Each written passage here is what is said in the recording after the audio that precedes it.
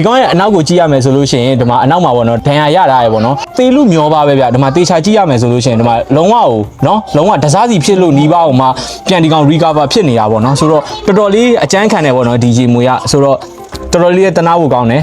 အဲ့တော့ဒီကောင်ကတော့စားတာကတော့ဒီမှာငရမ်းတို့ဘာလို့စားပြီးဒီညောင်းထဲမှာနေတယ်ပေါ့နော်ဆိုတော့ဒီကောင်ကနည်းနည်းဒီလူနေပတ်ဝန်းကျင်မှာဝေးတဲ့နေရာတနေရာကိုဒီကောင်ပို့လိုက်ကြရအောင်ပေါ့နော်ရေမွေကြားကသူကပုံမှန်ဆိုလို့ရှိရင်တော့ဒီအယောင်ကပေါ့နော်အပေါက်ကလေးအရွယ်မှာဒါအဟွာရောင်ဖြစ်တယ်အဲ့တော့တော်တော်များများဒါငန်းတော့ကြားနဲ့မားကြရပေါ့နော်ဒါပေမဲ့အခုအရွယ်ရောက်အကောင်မှာဆိုလို့ရှိရင်မြင်ရတဲ့အတိုင်းပဲပေါ့နော်အဟွာတွေမရှိတော့ဘူးပေါ့နော်ဆိုတော့ရိုစီခိုဒီကောင်ကဒါလုံးဝနည်းနည်းအဆင်ပြေတဲ့ပေါ့နော်ကန်လေးတကန်မှာသွားလှုပ်ပေးလိုက်ကြရအောင်ဒီမှာဆိုလို့ရှိရင်ထပ်ပြီးအရိုက်ခံရတာတေဖို့ပဲရှိတော့ရပေါ့နော်